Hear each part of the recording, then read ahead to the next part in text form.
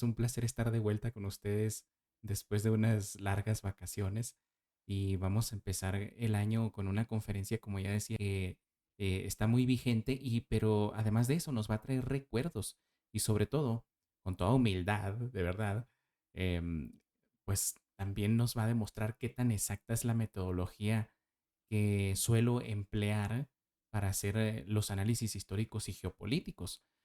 Como muchos de ustedes saben, pues muchas personas dicen, pues hay que combinar la geopolítica con la historia. Está bien, está muy, muy bien. Yo, como parte de esta comunidad, creo que para nosotros sería más importante combinarla con el revisionismo, porque la historia, pues ya sabemos quién la escribió.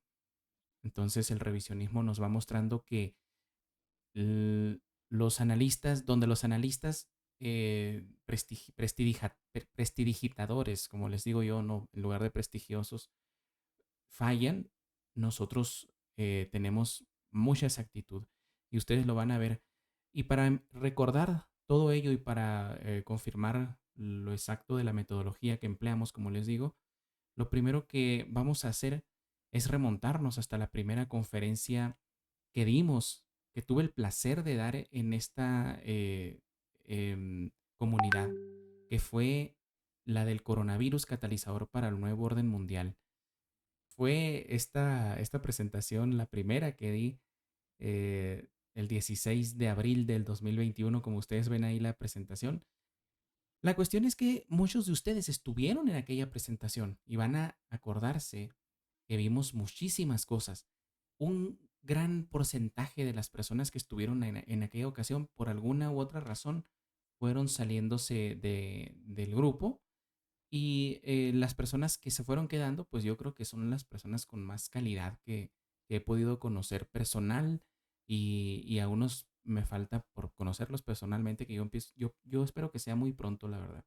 Básicamente en aquella ocasión les presenté una mirada general hacia el futuro, el cual pensé que iba a tardar más, aquí entre nos, se los digo, ¿no? Pero ese futuro resulta que es hoy.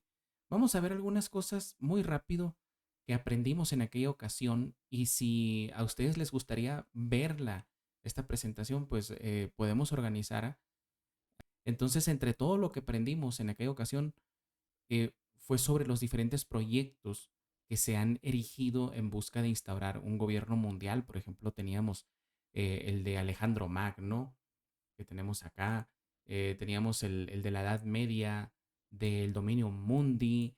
Hablamos también, ya dando un salto en la historia, de aquel libro muy desconocido de Samuel Morse llamado Conspiración extranjera contra las libertades de los Estados Unidos, donde decía que el Vaticano estaba planificando derrocar el poder estadounidense para colocar un gobierno mundial. Todos los papas, vimos también en aquella ocasión cómo han hecho sus declaraciones abiertamente llamando a la instauración de un gobierno mundial. También hablamos sobre las distintas visiones geopolíticas de las potencias, de las principales potencias sobre la compra de Alaska. También hablamos por parte de los Estados Unidos a Rusia, que fue uno de los hitos históricos de Estados Unidos, porque si no se hubiese dado eso, simplemente ahorita no estuviera Estados Unidos, no tendría ningún derecho, legal por lo menos, de estar compitiendo por por el polo norte. Y sobre todo la importancia, pues como les digo, que implicó esto para el futuro del país. También hablamos sobre el plan de unir Alaska a través del estrecho de Bering. Como les decía, pues vimos aquí a los padres de la geopolítica, que muchos dicen el padre de la geopolítica es Halford Mackinder. Eso es un error. Los padres de la geopolítica fueron Karl Ritter, Friedrich Ratzel, todos los geopolitólogos alemanes. Mackinder absorbió mucho conocimiento de estos señores, ¿no? Pero no es el padre de la geopolítica. Lo que pasa que Inglaterra ganó la guerra. Ese es el gran detalle, ¿verdad? Vimos, como les digo, Seward, cómo tramita la compra de Alaska, de la América rusa, como se le llamaba, por $7.200.000. 50 años después había ganado 100 veces más la cantidad, pero hay que recordar que en aquella ocasión se le llamó pues el loco Seward. Siempre, por desgracia, los medios de comunicación parece que escogen a la gente más estúpida del mundo para que haga noticias, para que presente las noticias. ¿Por qué? Porque no es menester de ellos, no es la tarea de ellos engañar a personas inteligentes como ustedes o medianamente despiertas como otros que andan por ahí, sino a la masa sucia no pensante. Muchos se ofenden cuando digo esto. Ni modo que se ofendan. No, no me interesa, francamente. Yo sé que las personas, que ustedes, cuando escuchan que digo esto, pues saben bien a qué me refiero. Y la persona que se ofenda porque yo diga masa sucia no pensante, pues quiere decir que se identifica como parte de la masa sucia no pensante. Bueno, el plan de unificar el estrecho o Rusia y Estados Unidos a través del estrecho de Bering no ha muerto, sigue muy vigente y eso fue lo que vimos en aquella ocasión de cómo incluso había sido rescatado en la Primera Guerra Mundial al final de la Segunda y recientemente Vladimir Putin también estuvo haciendo alusión a em, a este plan, a este proyecto, ¿verdad? En aquella ocasión también aprendimos sobre la evolución del dinero y cómo este pasó de ser un dinero basado en mercancías, en trueque, por ejemplo, a ser un valor nominal impreso en el llamado papel moneda, que aún así seguía representando, obviamente pasando por las monedas, ¿verdad? Las monedas persas, lidias, las monedas romanas, y pasando por todo eso, pues llegó a ser papel moneda, como se le llama, ¿verdad? Un valor, como les decía, nominal impreso en un papel que aún así seguía representando el valor metálico. Es decir, estaba respaldado en plata u oro. Más bien era la representación de que una riqueza real se encontraba en las reservas de los bancos, ¿verdad? Entonces, pues vimos todo eso, cómo fue pasando a papel. Fíjense cómo representaba todavía, aquí dice Gold Certificate o certificado en oro. Acá tenemos otro billete más moderno de $100 respaldados en oro. ¿Qué significa esto? Muy rápido lo recordamos, pues que como se representa acá, la gente podía tomar este billete, ir al banco y decir quiero el oro. Y te entregaban el equivalente en oro, como lo vemos acá, ¿no? ¿Qué otra cosa vimos? Eh, Luego este papel moneda que que se representaba riqueza, pasó a ser simple papel remojado, simple papel pintado, que ya no representaba, como ven acá, Gold Certificate, ya no decía esto certifica que hay un depósito en el Tesoro de los Estados Unidos, sino que se fue cambiando al dinero fiat. ¿Qué significa fiat? Ya lo explicamos en aquella ocasión. Significa fe, ¿sí? Y también significa hágase, es decir, hágase el dinero. Es como el decreto de un dios tribal que dice hágase la luz, pues hágase el dinero, se dijo en aquella ocasión, ¿verdad? Y estos Gold Certificate, fíjense cómo decía aquí, esta nota es de curso legal para todas las deudas públicas y privadas. Esta fue reemplazado por esto, In God We Trust. Ya no hay nota de Gold Certificate, simplemente hay In God We Trust y dejó de ser el dinero valioso, pasó a ser simplemente un dinero basado en la fe. Una cosa bien importante que les quiero mencionar que no puse la imagen, pero muy rapidito vamos a buscar una, porque creo que es menester, verán. Eh, y no la vamos a descargar, la vamos a ver directamente aquí en...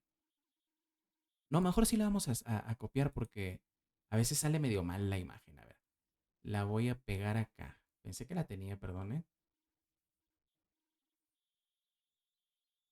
Aquí está. Muy bien, sí siguen viendo la pantalla, ¿verdad? Sí. Aquí.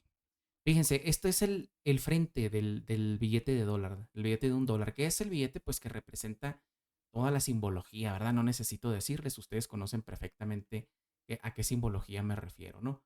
Lo que yo quiero llamar la atención es en esta nota que dice aquí. Esta nota es de curso legal para todas las deudas públicas y privadas. Aquí mismo se los voy a explicar. Miren, antes, como se fijan, acá decía Gold Certificate, ¿verdad? Certificado en oro. Sin embargo, cambió a esto, que dice aquí Federal Reserve.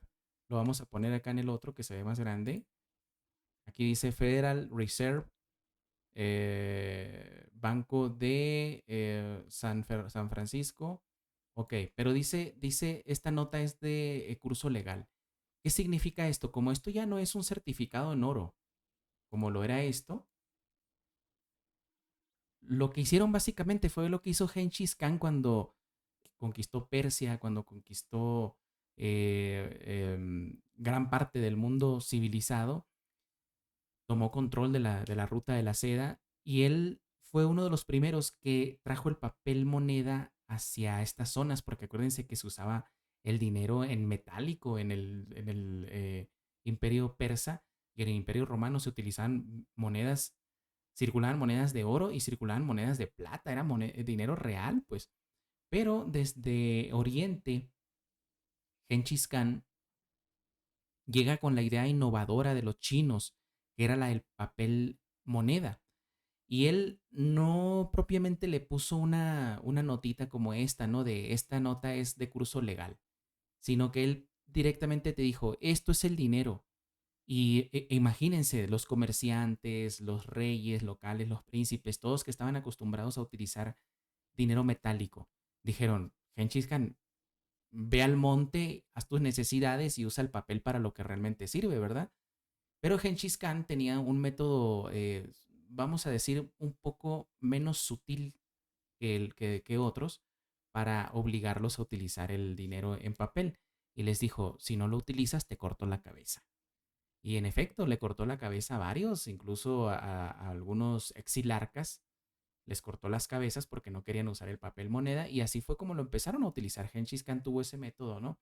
Obviamente respaldado por sogdianos, por radanitas, por todos los empresarios que estaban detrás de él, ¿no? ¿Qué sucede en el tiempo moderno para que la gente dejara de utilizar los certificados en oro? Se le puso esta nota y esta nota efectivamente era, por más ilegal que fuera, era para los efectos una amenaza legal. No te ofrecían cortarte la cabeza sutilmente como lo hacía Genghis Khan, pero sí lo que sucedía era que, por ejemplo, yo siempre pongo este ejemplo, ¿no? Si yo le debía $100, $1000, vamos a poner $1000, yo le pedí prestados a Cobian $1000 y él me prestó los $1000 con este sello de garantía de Gold Certificate. Llegado el momento cuando empezaron a salir estos billetes, yo le regreso los $1000 a Cobian, pero de la Reserva Federal, no del gobierno de los Estados Unidos. Entonces Cobian me dice, Samuel, ¿qué es esta basura? Yo te entregué billetes certificados en oro y quiero mis billetes certificados en oro. Mira, Cobian, yo te estoy regresando tus $1000. Yo como conocedor y tal vez como ya advertido, pues le decía, tú tienes que aceptarlos, Cobian, porque si no los aceptas, el gobierno va a dar por terminada la deuda. Pero Cobian tal vez no conocía el sistema nuevo, el sistema de la toma de poder por parte del sionismo judío dentro de los Estados Unidos, de este engaño que hicieron, de esta magia babilónica que hicieron los judíos dentro de Estados Unidos, y él se aferraba a cobrarme los $1000 en billetes certificados en oro. Entonces yo me lo podía llevar a un juicio y decirle al juez, yo le pagué. ¿Dónde está el pago? Pues aquí está. Entonces Cobian decía, yo no, yo le entregué billetes certificados en oro, sí, pero esta nota, como dice aquí, es de curso legal, vale exactamente lo mismo que tu billete certificado en oro. Lo malo es que no vas a poder ir al banco y decir quiero el equivalente a $1000 en, en oro. Y se le daba una advertencia, sí, al acreedor. Se le decía, ¿aceptas estos billetes o la deuda se da por terminada? Es básicamente ponerte una pistola en la cabeza para que aceptaras este dinero. Y este dinero es el dinero falso que estamos usando en el mundo, que ahora, pues la gente aprendió que pues por lo menos podía tener un poquito de libertad cuando lo utilizabas en efectivo porque te lo gastabas en lo que te diera la regalada gana, sin que el gobierno supiera dónde exactamente te lo gastaste, al menos que hiciera una investigación muy profunda, porque para eso existe el número de serie, ¿sí? Si tú vas y retiras $1,000,000, porque si vas y retiras $1000 no te van a, no, ¿a qué te van a servir? Pues al menos que seas una persona peligrosa, ¿no? Pero una persona que retiraba una gran cantidad, se recogían todos estos lotes, todos estos, este número de serie, y donde se lo gastara, si se hacía una investigación profunda, se iba a saber exactamente dónde estaba la persona. Pero eso implicaba recursos, eso implicaba mucho tiempo, y en la actualidad ya no es así. Ya en la actualidad tú vas y usas tu tarjeta de crédito, tu tarjeta de débito o tu banca móvil en el teléfono, y saben dónde exactamente estuviste, qué comiste, a qué hora lo hiciste y con quién estuviste. Así que todo ese control, que por lo menos la gente a través de esto tuvo un poco de libertad, toda esa libertad se va acabando poco a poco, poco a poco, poco a poco.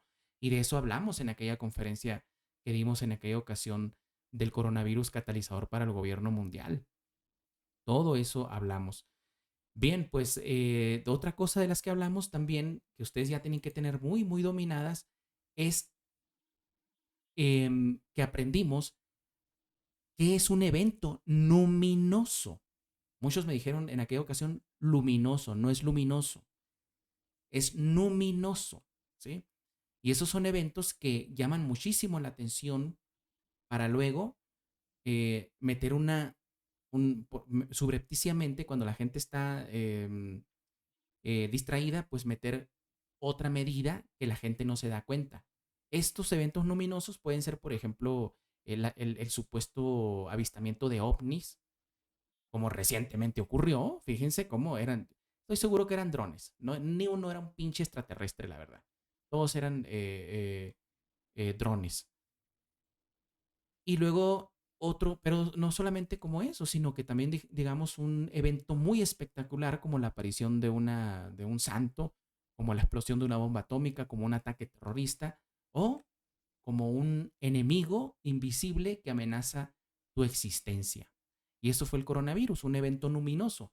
Entonces, ustedes ya no tienen por qué estarme preguntando, profe, ¿me pongo la vacuna o no me la pongo?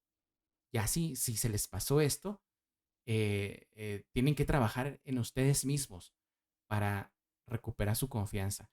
Porque yo se los expliqué perfectamente, y no, no nada más en el 2021 se los dije también en el año, en todos los años que hemos dado conferencias, se los he ido recordando los eventos luminosos. No todo el tiempo, pero sí con mucha frecuencia. Así que tengan cuidado, esta cuestión de los ovnis fue un maldito evento luminoso, ¿sí? Ahora bien, otra cosa que aprendimos es que estos eventos luminosos los podemos ahora identificar fácilmente, y esa es la forma en que nosotros podemos defendernos de los controladores. Aprendimos también a resistir al miedo que se provoca en estos eventos luminosos, que es la principal arma del enemigo de la humanidad, de esos que básicamente controlan el mundo, ¿verdad? Otra cosa que aprendimos, y perdónenme que haga tanto hincapié en esto, pero es importante para la conferencia que vamos a ver ahorita, ¿no? Otra cosa que aprendimos, y que va a ser tema en la presente conferencia, por cierto, es que China sin duda se había convertido en la Atenas del presente, que amenazaba el dominio de la Esparta de hoy, que es Estados Unidos, ¿verdad? Es básicamente la teoría geopolítica de Graham Allison. Alan Graham, me lo inventé el nombre.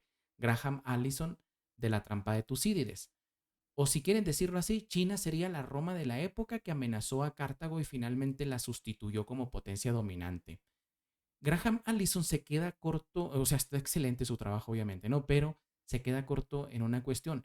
Graham Allison dice que cuando una potencia emergente amenaza a una ya establecida, es muy posible que se produzca una guerra y que nazca un nuevo regente del nuevo orden mundial. Puede ser que China, o que Atenas o que China derrotaran a su enemigo y se convirtieran en el nuevo regente del nuevo orden mundial, o que la potencia emergente terminara aplastada y el regente siguiera dominando. Sin embargo, algo que Graham Allison se queda corto es que en la historia y en todos los eventos que él ha mostrado, porque él habla de Atenas y Esparta, de ahí viene la cuestión de la trampa de Tucídides, ¿verdad? Él dice, Atenas iba emergiendo y amenazó el poder de Esparta. Se fueron a una guerra y ganó Esparta. No es cierto, no ganó Esparta. ¿Saben quién ganó? Ganó Macedonia, sin meter las manos. ¿Saben por qué? Porque Macedonia le vendía alimentos a ambas potencias, le vendía armamento, le vendía recursos y en sí se hizo rica mientras los otros dos se desgastaban. También pone otro ejemplo, Inglaterra contra Alemania. Ganó Inglaterra. No es cierto, no ganó Inglaterra, ganó Estados Unidos, ¿verdad? Entonces, yo pongo otro ejemplo que a Graham Allison se le pasa y a mí me encanta. Persia contra, o el imperio sasánida persa contra la Roma bizantina. ¿Quién ganó? En teoría ganó Bizancio. Llegó hasta Cesifonte e hizo que ejecutaran a Cosroes II. Sin embargo, no ganó Bizancio. ¿Saben quién ganó? Ganó Arabia. Ganaron los musulmanes. ¿A qué voy?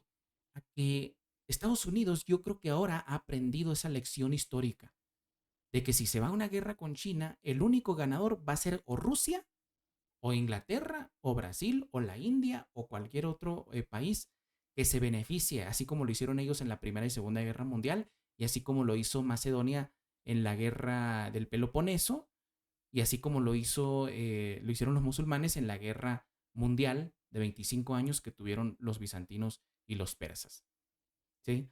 Entonces perfeccionemos un poquito más el pensamiento de Graham Allison, que fue eso lo que ocurrió. Dijimos en aquella ocasión entonces que esto, ¿no? Que China se estaba convirtiendo en la Esparta del momento, que estábamos, perdón, en la Atenas del momento, que su moneda muy posiblemente vaya a sustituir al dólar, aunque ahora ya estamos viendo que no va a ser así. O sea, lo más claro es que en aquella ocasión yo dije esto, ¿no? Puse, por ejemplo, el ejemplo de Canuto el Grande en el año 1020, como cuando llega, pues pone otra moneda. Luego pusimos el ejemplo del real español que se convirtió en la moneda de cambio global. La libra esterlina lo fue también en alguna ocasión. Hoy lo es el dólar y yo dije, posiblemente el yuan va a pasar a ser la moneda dominante. Hoy comprobamos que ya no lo es, sino que va a ser una moneda global basada en datos, una moneda digital, la CBDC, que puede estar respaldada por el poderío chino y el poderío estadounidense, no sabemos, ¿verdad? Pero toda esta cuestión hablamos de la economía, de la guerra económica en la que iban a entrar estos dos países.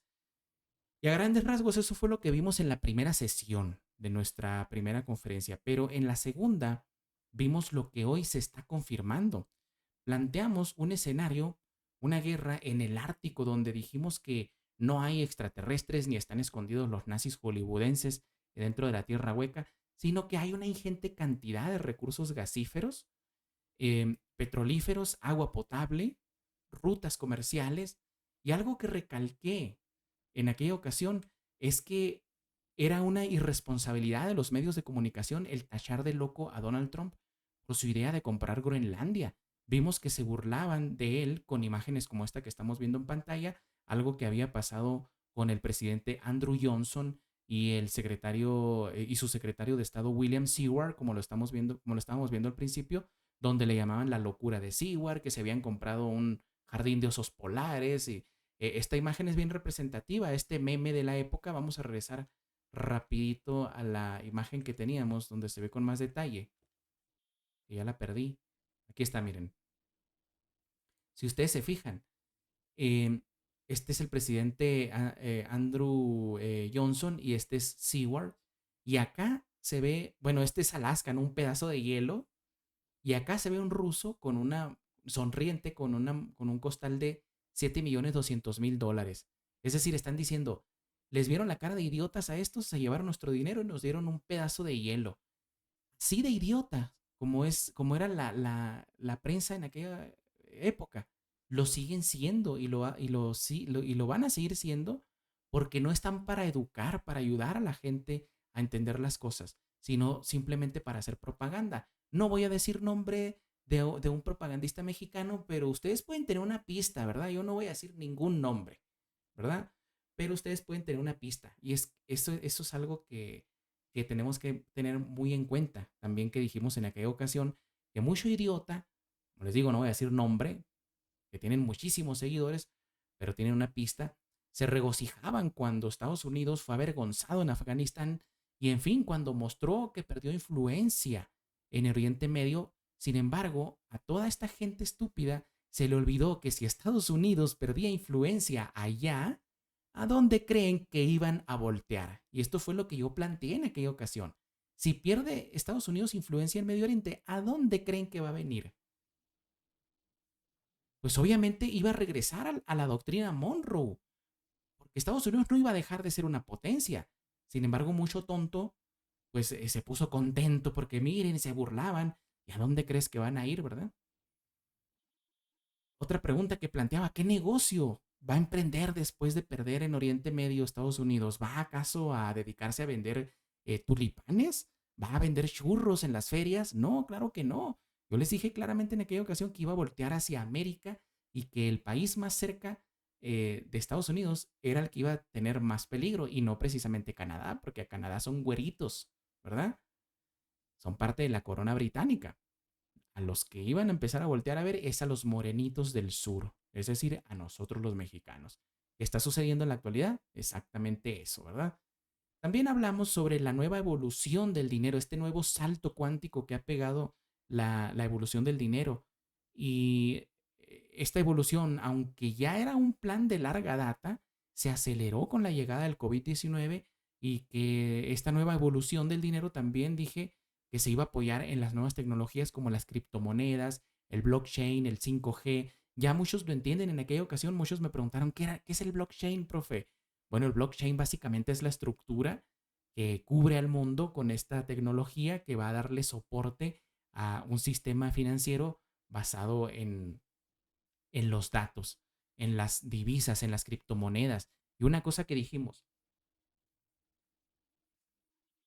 la guerra de las criptomonedas o la competencia, y mucho tonto ahí en internet me dice, no compite, el Bitcoin no compite con ninguna otra moneda. Claro que compite, compite por tu mente. Pero no es que el Bitcoin deba valer más que el Ethereum, que el Auricoin, que cualquier otra cosa, sino por tu mente. La lucha está en tu mente. Ya la cuestión es que tú dejes de acordarte que el dinero o era oro, o era un billete, o era lo que sea, para pasar a ser datos nada más. Esa es la verdadera lucha. Y esa es la lucha en la que estamos. Y no me molesta que mucha gente siga pensando que estoy en un error al decir esto. Porque no me preocupa esa gente. A mí los que me preocupan y los que me interesan son ustedes, los de la comunidad. Y no los quiero asustar, no les estoy diciendo no usen blockchain, no usen el dinero electrónico, porque desgraciadamente vivimos en un mundo en el que funciona a través del dinero. Y si dejan de utilizarlo, pues simplemente o van a tener que recurrir a pedir limosna o van a tener que recurrir al trueque. Y ambas opciones son muy difíciles. Entonces tienen que hacerlo, ¿verdad? Yo incluso siempre les digo, yo soy de los que más critica esto, pero por desgracia tengo que utilizarlo. Ya les he dicho en otras ocasiones. Y otra vez no me molesta que mucha gente diga, ¿y por qué lo criticas si lo utilizas? Pues claro, mi situación no es la misma que si yo estuviera en México. Si yo estuviera en México, utilizaría lo menos posible el dólar. Utilizaría lo menos posible la libra esterlina. Utilizaría lo menos posible el boliviano. Es más, ni siquiera supiera que es el boliviano. Sin embargo, tengo que utilizar todas esas monedas, aparte del peso mexicano, porque mi situación es diferente. Estoy viviendo en un país extranjero. Y cuando ustedes vivan en un país extranjero, van a tener que recurrir a lo mismo. Y yo se los digo por experiencia. Es difícil. Hay ventajas, por supuesto. Pueden buscar muchas ventajas, pero miren, a veces todo esto te obliga a tomar decisiones que no tenías planificadas, ¿verdad? O a pasar por el estrés de que una empresa te diga, no vas a poder utilizar la plataforma y el dinero te lo vamos a retener porque hay un detallito con tu banco. Imagínense, o sea, ¿ustedes creen que yo amo eso? Claro que no. Yo me encantaría tener mi dinero en efectivo. Sin embargo, no se puede ya en este mundo que nos está empujando hacia eso, ¿verdad? Y lo más que nos podamos aferrar a nuestra libertad es lo que va a definir nuestra diferencia ante la masa social no pensante. Vamos a entrar en el tema ya de lleno. Espero que la recapitulación que acabamos de hacer pues sirva un poquito para ponernos, para acordarnos de aquello que vimos en aquella ocasión y para ponernos al día.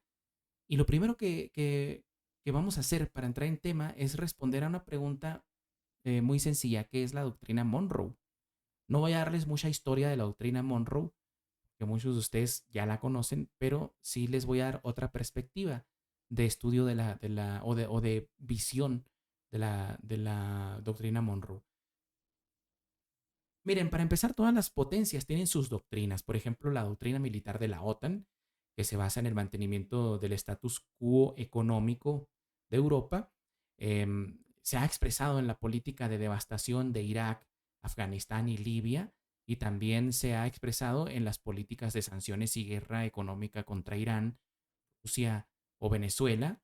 La China comunista también tiene su propia doctrina. Es muy interesante porque se basa en la teoría según la cual existe una correlación entre el desarrollo económico y la democratización, que está basada incluso, a su vez, en la hipótesis de la modernización del sociólogo judío comunista estadounidense Seymour Lipset, que lo vemos acá.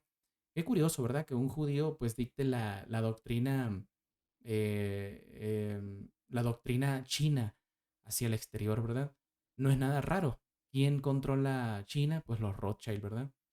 Nosotros en México tenemos la doctrina Estrada, que es una de las más fracasadas del mundo, ¿verdad? O de las más pusilánimes, bosquejada por el sinaloense Genaro Estrada, que se resume en la famosa frase o en la no intervención sobre otros pueblos que nosotros conocemos con la frase de eh, ay, ¿cómo se llama? Se me fue la frase. Se me fue la frase. Sí, la no intervención, pues, la no intervención y la auto... se me fue totalmente. Me van a disculpar. A ver, ahorita me voy a acordar. La no intervención y la autodeterminación de los pueblos, ya me acordé. Pero la que nos interesa ahora, pues es la doctrina estadounidense, ¿verdad? Acá vemos, por cierto, a Genaro Estrada, ¿no? Para quien no lo conocía. La que nos interesa es la estadounidense. Creo que muchos deben saberlo ya, pero básicamente la doctrina Monroe fue la postura de política exterior adoptada por los Estados Unidos tan pronto como en el siglo XVIII, durante el mandato de James Monroe, del presidente James Monroe, quinto presidente de la nación, y en principio parece ser muy buena porque se opone al colonialismo europeo en el hemisferio occidental, sostiene que cualquier intervención en los asuntos políticos en América por parte de potencias extranjeras de otros continentes es un acto potencialmente hostil contra los Estados Unidos, y fue elaborada por John Quincy Adams, que también lo vemos aquí en pantalla, y es un principio que se resume en la famosa frase América para los americanos, que como les digo, en principio suena muy bien, pero acá hay que entender el concepto que Estados Unidos tiene sobre América. Y es que un gran porcentaje de los estadounidenses realmente creen que su país es América. Esto no es una exageración que estoy contándoles. Ustedes pueden buscar videos en Estados Unidos donde se le pregunta, perdón, en YouTube donde se le pregunta a la gente qué es América y ellos dicen, pues es Estados Unidos. ¿Y qué es para abajo? Es México. Todo, o sea, Bolivia es un país mexicano, Argentina es un país mexicano. Todo para ellos es México hacia abajo. Y eso es el grueso de la población. No todos los estadounidenses lo piensan, pero es conocido en la historia que los más ignorantes en geografía son los estadounidenses. ¿Por qué? Porque tienen ese sentimiento de que son el ombligo del mundo. Eso tampoco es nada raro, porque es un sentimiento que se ha creado en lugares, en todos los imperios. Sí, por ejemplo, Sumeria pensaba que era el ombligo del mundo. Luego Babilonia pensó que era el ombligo del mundo. Roma pensó que era el ombligo del mundo. Todos pensaron que eran el ombligo del mundo. Y en Estados Unidos no es diferente la cosa. Mucho de esto, de este problema del estadounidense promedio de creer que América es Estados Unidos, se debe al propio sistema educativo estadounidense, porque le enseñó a sus niños que la diferencia entre la América angloparlante y América del Sur, o América Latina, como le llaman, comenzaba en México. No estaban errados a grandes rasgos, pero no era la forma correcta de enseñarlo y de esta forma los chicos, los niños estadounidenses, muchas generaciones creyeron pensando que América pues era Estados Unidos. Se fue creando un sentimiento de superioridad que obviamente sirve para la construcción de la nación, un sentimiento que no se enseñó en México. Tenemos la famosa doctrina Estrada otra vez, la no intervención, la no intervención. Diferente hubiese sido si hubiésemos seguido siendo un imperio, ¿verdad? Un imperio tiende a intervenir. Pero bueno, esa forma defectuosa de enseñar la geografía en Estados Unidos ha decantado en que las generaciones actuales piensen que América es solamente Estados Unidos, como les digo, pero también hay que decir que este pensamiento, por erróneo que sea, se convirtió en la base del etnocentrismo estadounidense y se basa en la doctrina del destino manifiesto, ¿verdad? Que no es otra cosa que la repetición del destino judío, del destino manifiesto judío, ¿verdad? Del dominio mundial. Y también no es otra cosa que la manifestación del imperialismo estadounidense, que en este contexto se dieron, por ejemplo, para ejemplificar, ¿no? La cuestión del destino manifiesto y la manifestación del imperialismo, se dieron la guerra contra México de 1846 para anexar sus territorios del norte como Texas, California, Nuevo México, Arizona, Nevada, Utah y Colorado. También se dio la guerra contra España en 1898 para arrebatarles Puerto Rico e intervenir en Cuba e intentar anexarla y también Filipinas. Y desde un principio se dejó claro que el destino manifiesto era barrer con los demás. De hecho, si se fijan en este cuadro que estamos poniendo en pantalla, que es la representación, una alegoría, una representación alegórica del destino manifiesto, realizado en 1871 con el título de El progreso estadounidense, donde el autor, como les digo, pues intentó hacer la alegoría del destino manifiesto, que vemos a una mujer angelical que lleva la luz de la civilización hacia el oeste junto con los colonizadores. Por cierto, esta cuestión de representar a un ser angelical acompañando a los que van avanzando hacia la conquista es también un concepto sacado del judaísmo. Casi, si ustedes se fijan, por ejemplo, el relato, por ejemplo, del exilarca Jusiel, no, Marsutra II, era Marsuta segundo, no era sí, era Marsuta segundo. Cuando luchó contra los persas e independizó una ciudad, se contaba la historia de que su ejército de judíos iba em, acompañado siempre por una columna de fuego. Era Yahvé básicamente pues quien los acompañaba. Entonces, este sentimiento, como ya, bueno, ya es mucho tiempo después, ¿no? La cuestión de la colonización británica y el desarrollo estadounidense, pero viene mucho del protestantismo, de todo este sentimiento religioso, ¿verdad? Y vemos aquí en este cuadro cómo este ser angelical lleva la luz de la civilización físicamente, a través de que de líneas de tendido eléctrico, si se fijan. Aquí lleva su rollito, o sea, le ponemos el casquito aquí de la Comisión Federal de Electricidad y qué hubo les qué. Pero fíjense, hay una cuestión bien interesante en este cuadro. Un mensaje más escondido. Eh, Como ustedes ven, viene el ferrocarril, viene el telégrafo, la electricidad, vienen la agricultura, vienen acá los colonizadores, todos estos, ¿no? Mientras los amerindios, como ustedes los ven acá, y los animales van huyendo, los bisontes, los caballos salvajes al fondo, mucha gente acá que está espantada, si se fijan, acá hay tiendas de campaña, carretas de animales, caballos salvajes, búfalos, perros incluso, eh, los indios asustados, un oso asustado.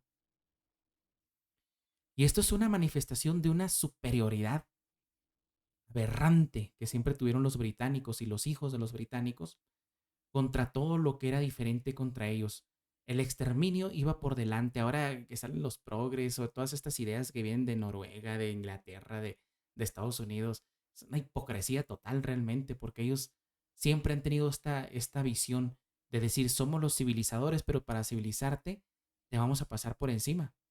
Somos los civilizadores que llevamos, que llevamos la luz hacia la oscuridad del incivilizado oeste, ¿verdad?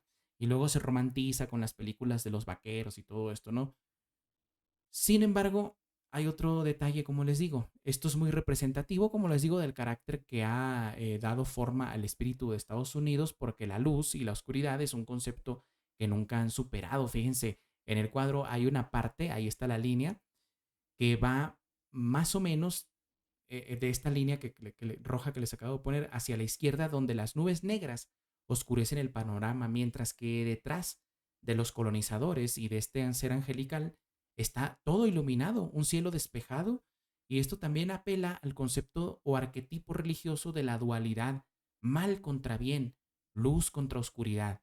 La visión que tenemos entonces es que los animales y los indios son malos por naturaleza, porque viven en la oscuridad y son seres puestos en el mundo para ser usados o exterminados por la aplanadora civilizatoria del hombre blanco. ¿Es raro esto? Pues no, tampoco. Tenemos el ejemplo de Julio César. Julio César fue quien contó la historia de los galos. ¿Y cómo la contó en Inglaterra? Iba a decir, ¿cómo la contó en Roma? Contó que eran seres inferiores, que eran bárbaros, que no tenían desarrollo, que necesitaban la ayuda de Roma, cuando en realidad eran desarrollados, pero a su modo. Tenían su sistema económico, tenían su sistema comercial, tenían su sistema de caminos, simplemente que eran menos desarrollados que los romanos. Y la planadora romana les pasó por encima y finalmente no los exterminó, sino que los absorbió. Y posteriormente vino la venganza germánica, ¿verdad? De hecho, si no hubiera sido por los germanos, Roma hubiese desaparecido de una forma peor, ¿verdad? Esto de apelar al concepto dual del bien enfrentándose al mal también se traslada hacia el panorama geográfico y se refleja en la representación del mundo realizada por Gerard Kremer, mejor conocido como Gerardus Mercator o Gerardo el Mercader, porque era un mercader el tipo, ¿no? Esta visión del mapa que hizo él da origen a la llamada proyección Mercator, que tiene una particularidad y es que tal vez no era la intención de Mercator, pero Europa quedó en la parte superior del mapa, lo que a su vez nos retrotrae a otro arquetipo que sería arriba es bueno y superior, enfrentado al concepto de abajo es malo y fracasado. ¿Por qué? Porque siempre se ha enseñado en todas las culturas que Dios vive en el cielo, ya sea los Anunnaki, ya sea el dios Utusamash, ya sea el dios El Gabal, Deus, eh, Sol Invictus, todos viven arriba, ¿verdad? Mientras que los demonios o los dioses malignos, como Mot en la cultura ugarítica, el dios de la muerte, pues viven, eh, eh, son derrotados o viven ya debajo de la tierra, ¿verdad? Cuando son derrotados son enviados debajo de la tierra o a las profundidades del mar. O sea, siempre el bien enfrentado al mal. Ustedes se imaginan que esta imagen que estamos viendo aquí, que voy a ir al, a la... aquí. Ustedes se imaginan que esta imagen que estamos viendo aquí, ¿qué pasa? A ver, espérenme. Ahí está. Que esta imagen estuviera representada de esta forma, ¿verdad que no iba a ser el mismo mensaje que está mostrando, a pesar de que el ángel está derrotando al demonio? No es jamás el mismo mensaje que este, porque aunque lo esté igualmente eh, asesinando, está abajo y eso da un mal mensaje. Por eso arriba es bueno según el pensamiento del ser humano y abajo es malo. Esa visión es la que recoge del bien y del mal, es la que sigue defendiendo y la que sigue recogiendo Estados Unidos. y la integra a su ideario político y cultural. Por eso en las películas es muy común que se represente a México con este tipo de filtros, que lo hace ver sucio, oscuro, polvoriento, incivilizado. Y obviamente al tener todas estas características, pues lo relacionan con el mal, con los indígenas huyendo de la civilización, ¿verdad? No solamente en películas como 007, donde se muestra México así. O sea, fíjense, ni una fiesta colorida puede salir colorida, tienen que ponerle este filtro de mierda. Ni una película tan ciertamente bonita, yo la vi, la película de Coco, puede estar colorida, no, tiene que estar esta mierda, ¿no? La serie esta que anda pegando mucho, ¿cómo se llama? Breaking Bad, igual, cruzas a México y luego está de Sicario, igual, lo mismo. Me gustó mucho este meme que pusieron aquí. Not Mexico, México. Y luego este me encantó, este. Eh, Estados Unidos, las fronteras de los Estados Unidos. Las fronteras de los Estados Unidos de acuerdo a Breaking Bad. Eso es la herencia de aquel pensamiento de la oscuridad enfrentada al bien.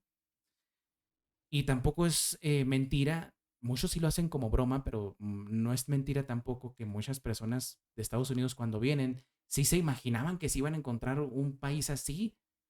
Y esto obviamente lo relaciona no tanto con la oscuridad, sino con la polución. Un país totalmente contaminado, sin edificios, así con nopales en todos lados, con indígenas con un sombrerote y unas chanclotas ahí sentados en un cactus, durmiendo. Y eso piensa mucha gente, por desgracia. Parece mentira, pero es cierto. Pero bueno, vamos a citar otra conferencia que di hace un tiempo, que muchos de ustedes pudieron disfrutar y otros no, que fue la del mapa de Maurice Gomberg. Y digo, no porque se la hayan perdido, sino que no la disfrutaron porque se enteraron del plan que había detrás de la Segunda Guerra Mundial y de la creación de estos reinos, podríamos llamarle, de estos Estados Unidos de Norteamérica, Estados Unidos de Sudamérica, Estados Unidos de Europa, Estados Unidos de aquí, Estados Unidos de allá, en varios bloques. ¿Para qué? Pues para poderlo controlar más fácil el mundo, ¿verdad? Entonces la vimos, fue el webinar número 26 que dimos. Y en ese webinar estuvimos hablando de este mapa. Dijimos que fue la idea de un sionista que preveía cómo sería el mundo después de la Segunda Guerra Mundial. Ahora, en aquella conferencia, demostramos que muchas cosas que propuso Maurice Gomberg ya se habían hecho realidad, pero dejamos claro que a pesar de que no todo se había realizado, nada aseguraba que no se iba a hacer en un futuro. Y es así como llegamos a la cuestión de este mapa y el reciente regreso de Donald Trump a la Casa Blanca, porque pareciera que lo tomó de manual de trabajo y empezó a enfocarse en eso. Así que vamos a entrar en este tema que he llamado objetivo de Trump igual objetivos de Trump, perdón, objetivos de Trump igual objetivos de Gomberg y vamos a ver que el mapa de Gomberg tenía más lógica de lo que muchos creen. Bien, denme un momento. Como saben, Groenlandia o Greenlandia o Verdelandia,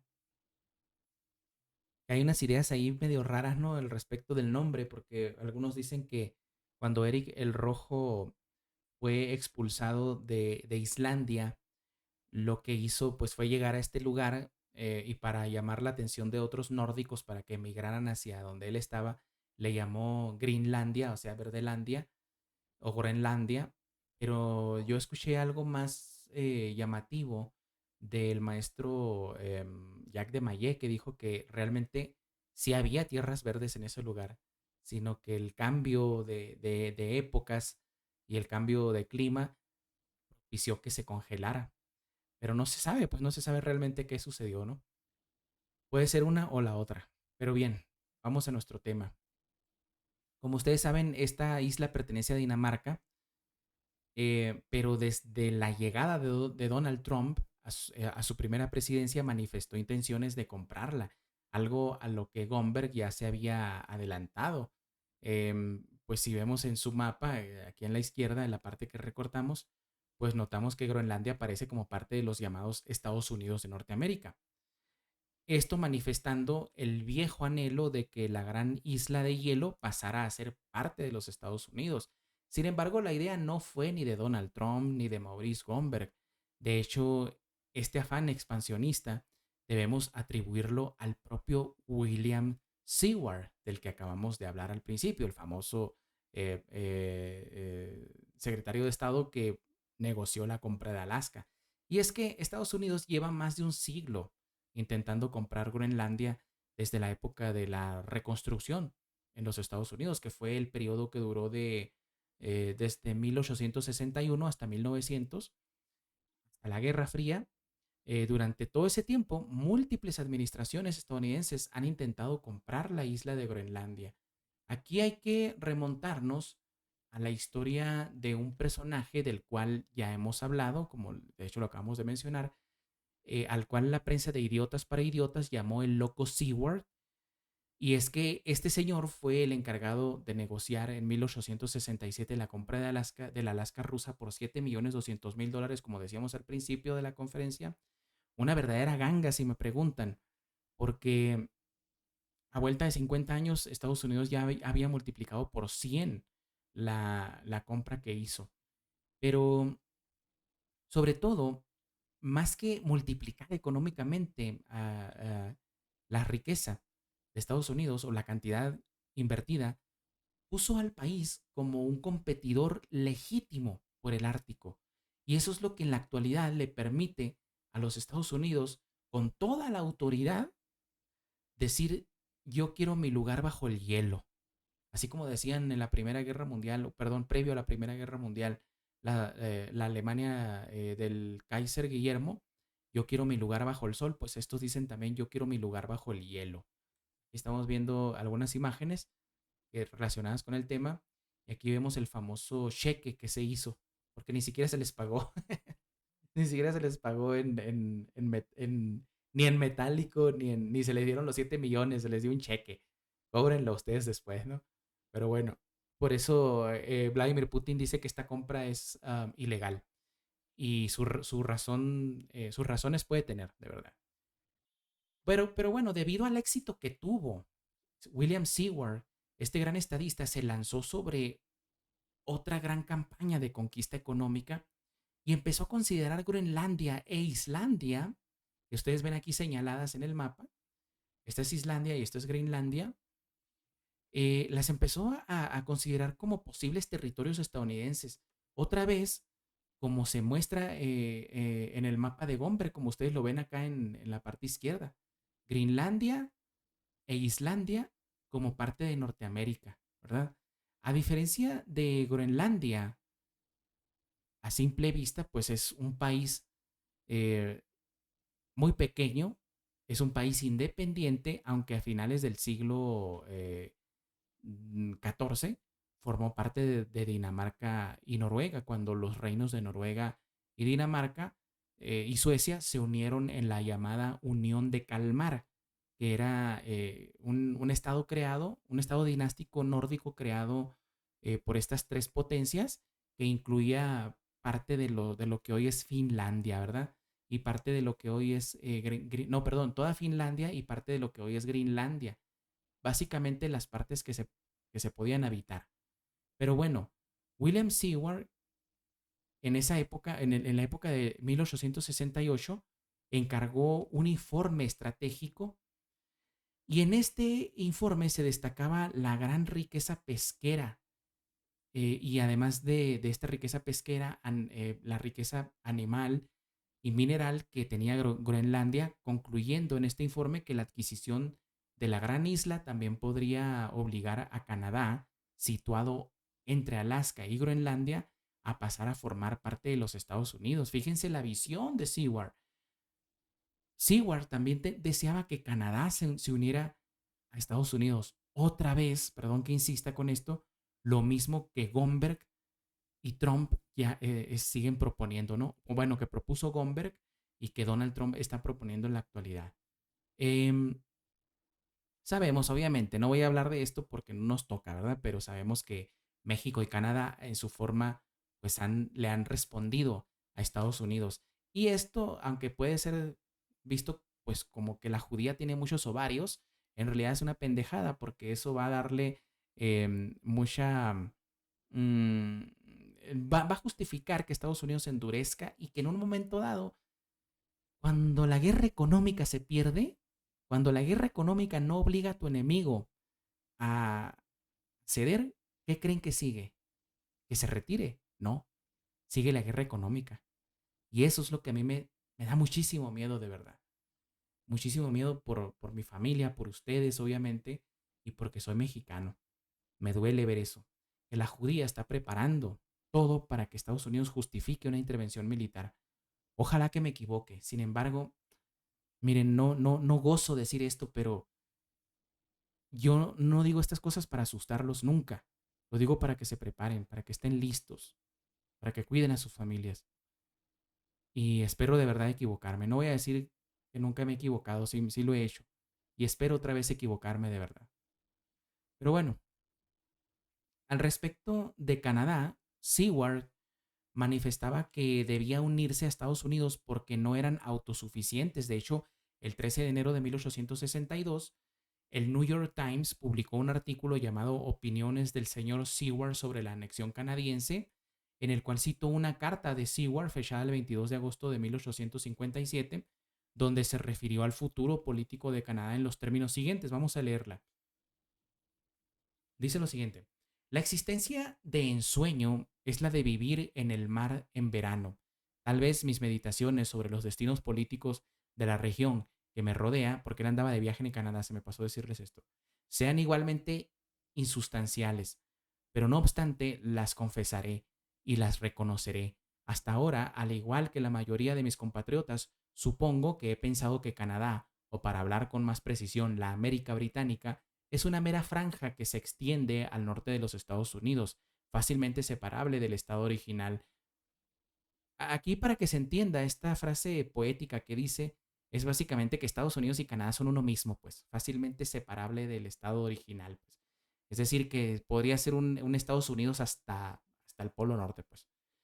Continúo, pero incapaz de sostenerse a sí misma y por lo tanto, en última instancia, no muy pronto, que será absorbida por la Unión Federal sin cambiar o afectar materialmente su propia condición o desarrollo. Fíjense, eso decía, ¿no? Así es la forma en la que él manifestaba su idea, ¿no? De que podía pasar a formar parte de, de Estados Unidos, ¿no? La América británica, como le llamaban, ¿no? Pero miren, después él cambia la, la idea que tenía. Dice lo siguiente: he abandonado la opinión como una idea nacional. Veo en la América del Norte británica, que se extiende a través del continente desde las costas del Labrador y Terranova hasta el Pacífico y ocupa una considerable franja de la zona templada, atravesada, al igual que los Estados Unidos, por los lagos, por los grandes lagos, y que disfruta de las magníficas costas de del San Lorenzo, con sus miles de islas en el río y el Golfo, una región lo suficientemente grande como para ser la sede de un gran imperio. En sus campos de trigo en el oeste, sus amplias extensiones de bosque en el norte, sus inagotables tierras madereras, las más extensas que quedan ahora en el Golfo, sus inestimables pesquerías y sus depósitos minerales aún intactos, veo el elemento de la riqueza. Encuentro en sus habitantes vigorosos, resistentes, enérgicos, perfeccionados por la religión protestante y la libertad constitucional británica. Los encuentro celosos de los Estados Unidos y de Gran Bretaña, como debe ser. Por lo tanto, cuando contemplo su extensión y sus recursos, sé que no pueden ser conquistados por los primeros ni mantenidos permanentemente por los segundos. Serán independientes porque ya se mantienen a sí mismos. Ahí fue como cambia su idea, ¿verdad? Habiendo escapado felizmente a la maldición de la esclavitud, nunca se someterán al dominio de los esclavistas, que prevalece en los Estados Unidos y determina su carácter. Serán una Rusia detrás de los Estados Unidos, que para ellos serán Francia e Inglaterra, pero serán una Rusia civilizada y protestante y serán una Rusia muy diferente de la que llena de terror a toda Europa meridional y por esa superioridad serán más terribles para los habitantes de las latitudes meridionales. Es decir, no, espero que lo estén entendiendo, pero si no, se los voy a explicar.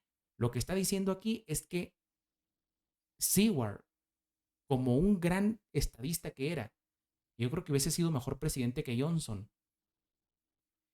El tipo veía que si se permitía que Canadá se convirtiera en una potencia, iba a avasallar a los Estados Unidos.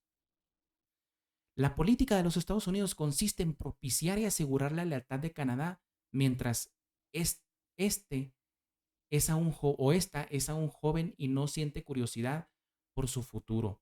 Pero por otra parte, la política de Estados Unidos sigue, en realidad, es la de rechazar y desdeñar a un Canadá vigoroso, perenne y en constante crecimiento, mientras intenta establecer estados débiles a partir de provincias españolas en decadencia en la costa y en las islas del Golfo de México.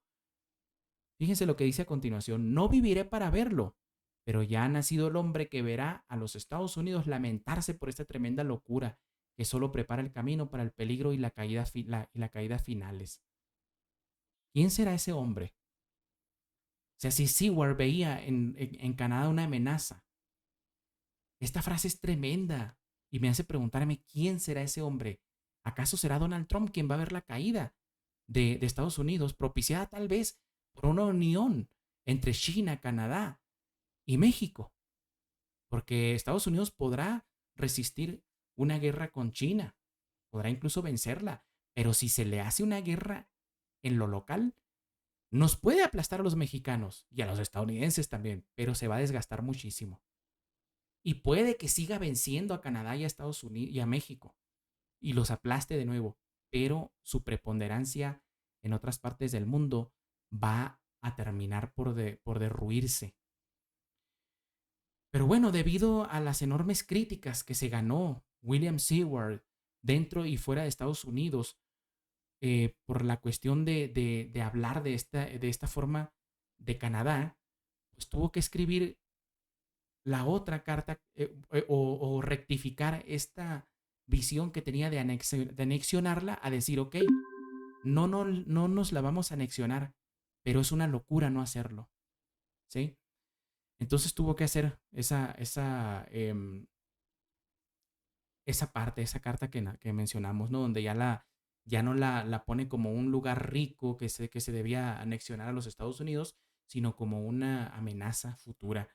Pero el hecho de que Seward haya en apariencia abandonado la idea de anexionarse Canadá, pues no significa que el estado profundo de los Estados Unidos también lo haya hecho. Y hoy vemos cómo vuelve a escena bajo la administración de Donald Trump, pero ya volveremos a lo de Canadá.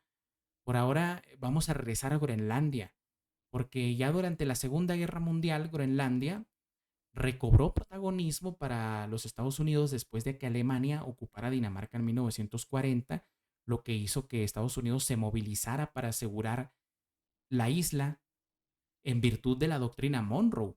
Vean cómo es importante la doctrina Monroe. La doctrina Monroe no ha pasado, sigue totalmente vigente.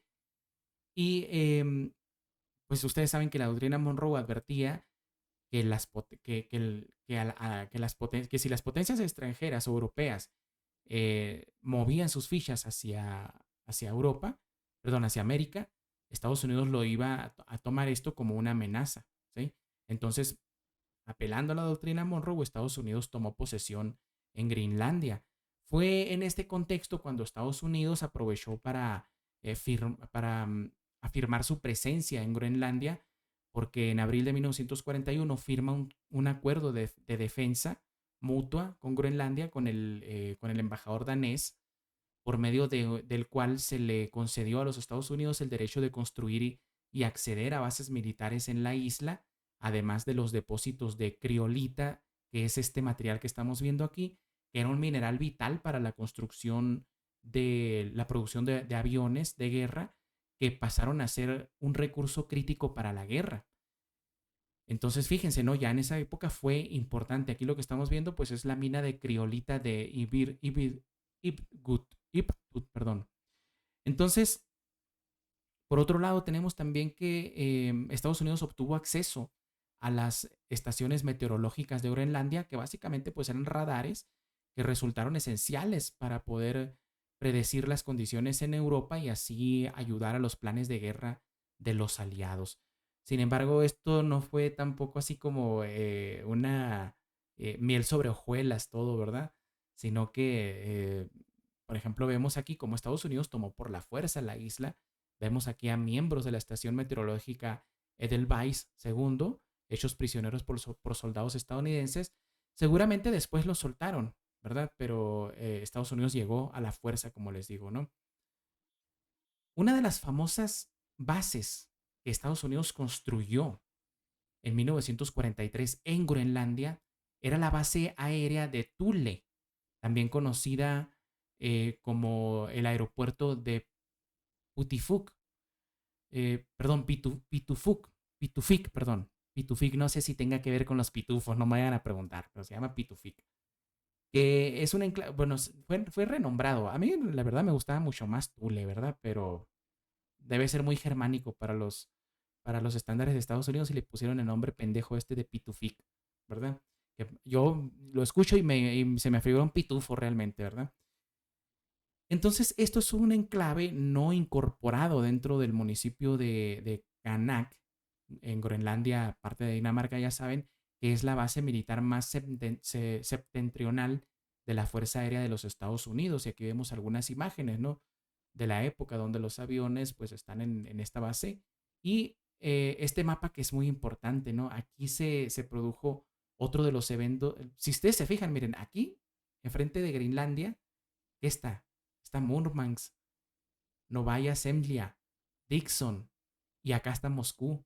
O sea, muchas veces nosotros nos imaginamos que un misil, para que digamos que Rusia le va a mandar un misil a Estados Unidos, vamos a ir a Google Maps. Como les decía, a veces como nosotros tenemos la visión Mercator, mientras voy a ir abriendo Google Earth, que va a ser importante también que lo hagamos ahorita. No sé si crean ustedes en la tierra hueca, en la tierra plana, en la tierra no sé qué, pero lo cierto es que para estudiar geopolítica se necesita un globo terráqueo, así que vamos a utilizar el globo terráqueo que nos ofrece Google Earth. Bueno, muchas veces, como les digo, pensamos que Rusia, para lanzarle un misil a Estados Unidos, pues se lo mandaría desde acá de Moscú, con cariño desde Moscú, cruzando el Atlántico y hasta acá, o desde Kamchatka hacia acá, que es una distancia bastante corta, es cierto. Yo creo que es la más corta. Sin embargo, también existe esta otra, ¿sí? O sea, aquí está Moscú y aquí están las bases militares de Rusia que vamos a ver más adelante. Y erróneamente muchos dicen que es la parte más corta. No es la parte más corta. La parte más corta sería esta que se le olvida a todo el mundo. Kamchatka, Alaska. Aquí. Aquí en Kamchatka, hacia Estados Unidos. Esa es la parte más cercana, por supuesto. Pero no deja de ser importante esta, ¿sí? Del Polo Norte. ¿Sí? No se me vayan a marear, ¿eh? Es bien difícil controlarla la pelota, no sé por qué. A ver, para mí es bien difícil. Aquí estamos, miren. Esta parte muchos dicen que es la parte más cercana. Yo he visto muchos videos ahora que Groenlandia anda en boca de todos. Te dicen, no, es que la parte más cercana para lanzar un misil es de aquí a aquí. No, pues aquí, de aquí a aquí caería aquí en Groenlandia. Sí es cierto que podría cruzar, pero tendría que pasar el espacio aéreo de Canadá para llegar a los Estados Unidos. Como les decía, en realidad la parte más cercana para atacar, para que Rusia ataque a Estados Unidos o viceversa, sería esta, Kamchatka. Aquí en Kamchatka tiene bases nucleares Canadá, perdón, Canadá no, Rusia. Y aquí Estados Unidos tiene muchísimas bases también militares. Por ejemplo, esta de Arcourage, perdón. Esta es una base militar. Miren, aquí está el aeropuerto. Tiene otras. A ver, ¿dónde está Eckerson? ¿Dónde está Eckerson? No te me pierdas Eckerson. No está tan lejos, porque, a ver, bueno, son ciudades estas. No la encuentro, Eckerson.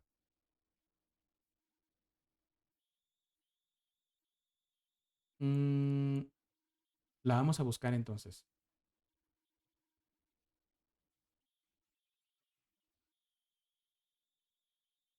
Ahora me vas a decir que no se escribe así.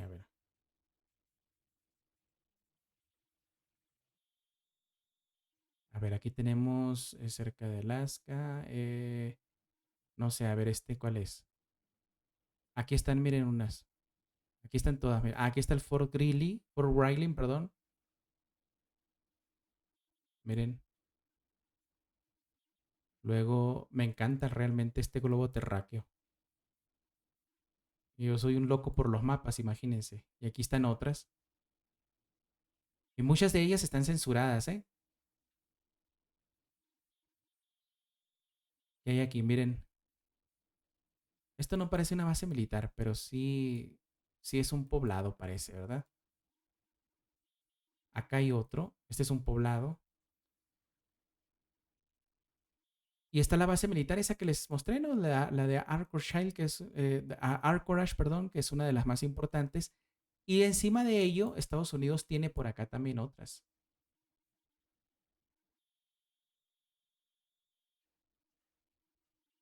Déjenme buscar la isla, porque es la isla más lejana de Estados Unidos. A ver, aquí, la estación Atu. Aquí hubo pruebas nucleares bien tremendas que hizo Estados Unidos. Fíjense el aeropuerto. El aeropuerto supuestamente está abandonado. Yo, si me preguntan, lo veo en muy buenas condiciones. Recientemente Estados Unidos ha estado rehabilitando muchas bases militares que tenía en islas del Pacífico y no descartemos que esta también empiece a ser rehabilitada. Sí es cierto que acá sí se ve un poquito derruida, pero de esta parte hacia acá todo se ve en óptimas condiciones. Y esto también se ve bastante en óptimas condiciones. Pero esta base la trasladó hacia la base Ericsson, perdón. Miren, esta sí está totalmente operativa y está hasta las líneas recién pintaditas se ven ahí, para que ustedes vean. Si vamos a Rusia, rapidito, Kamchatka,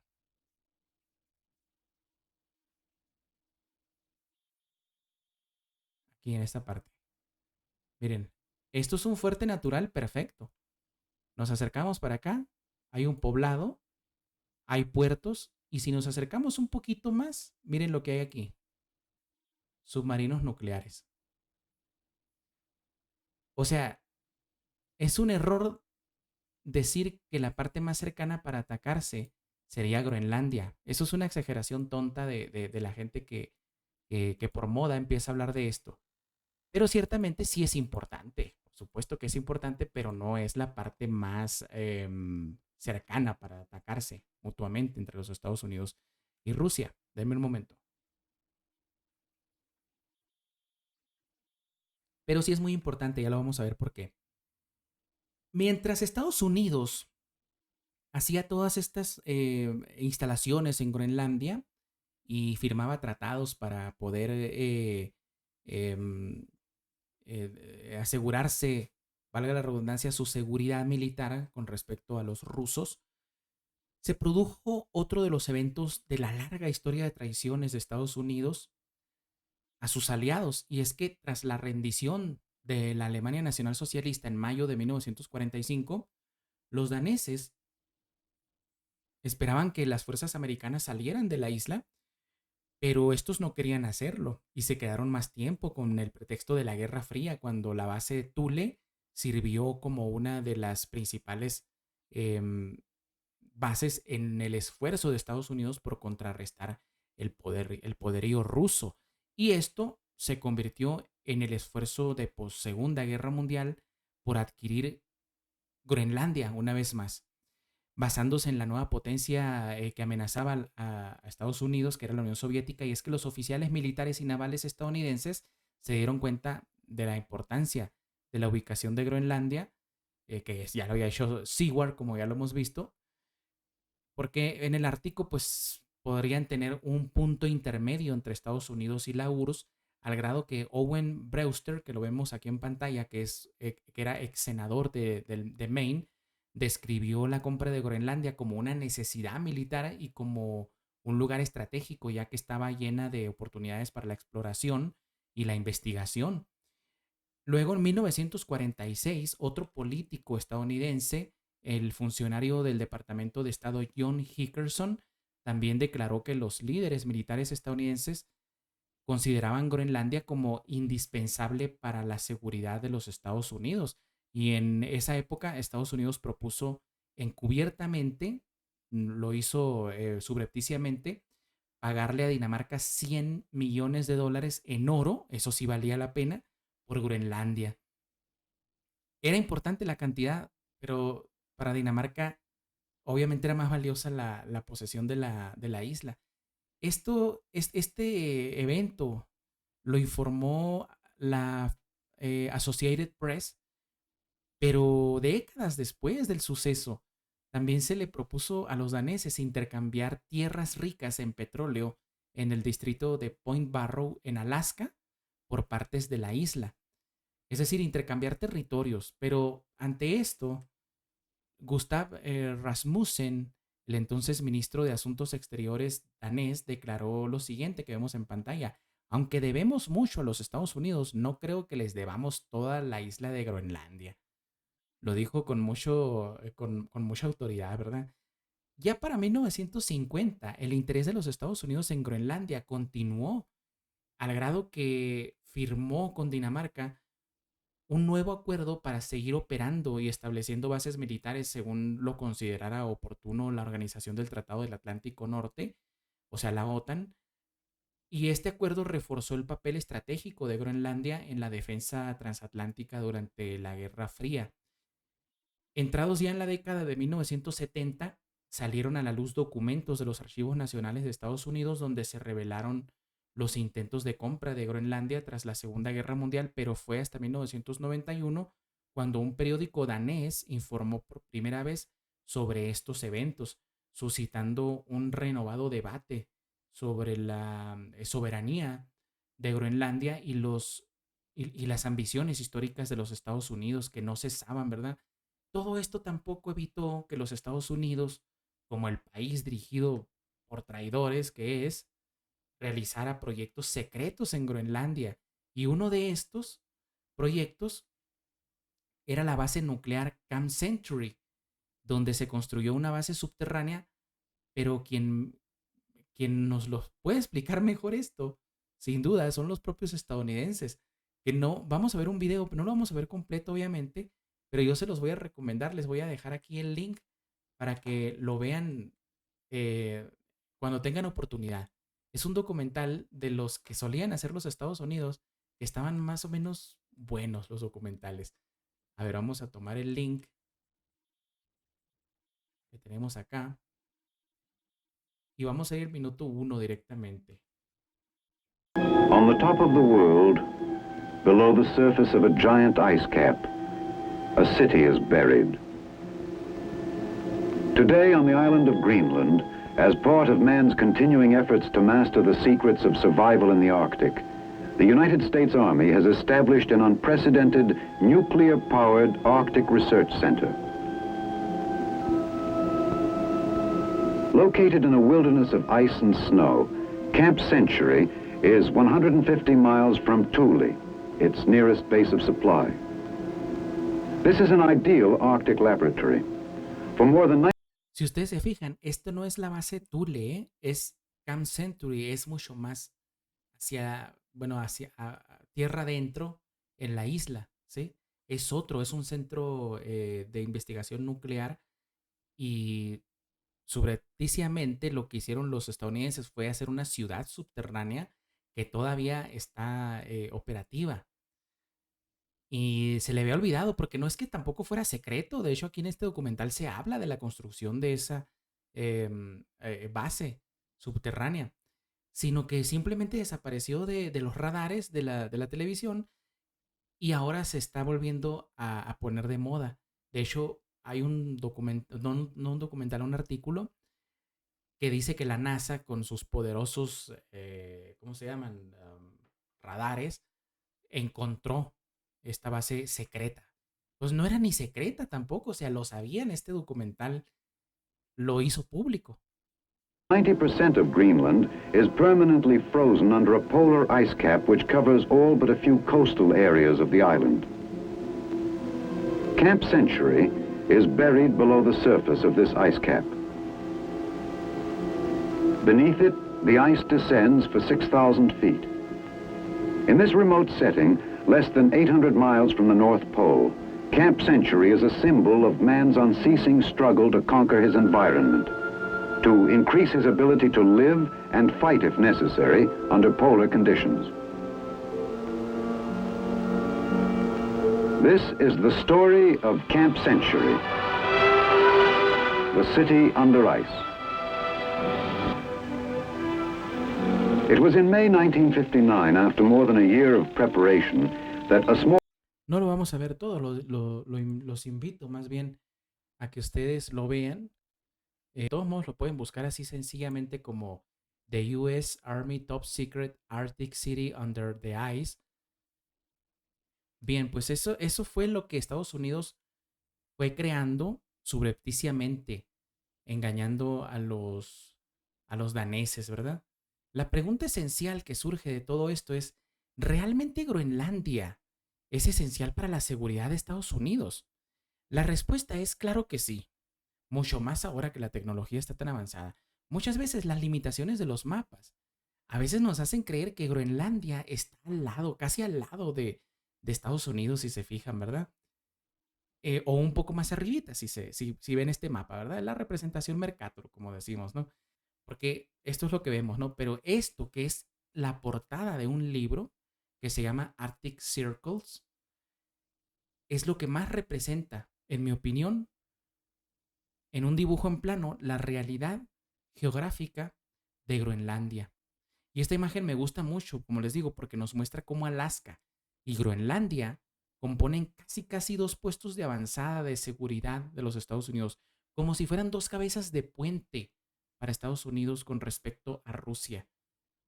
Groenlandia, Alaska, justo frente al enemigo.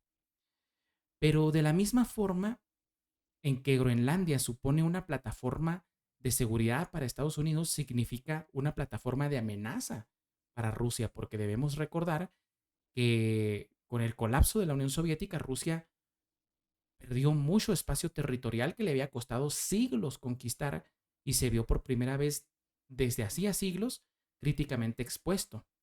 Aquí lo vemos en el globo terráqueo, cómo se vería más o menos la imagen de acá, ¿no?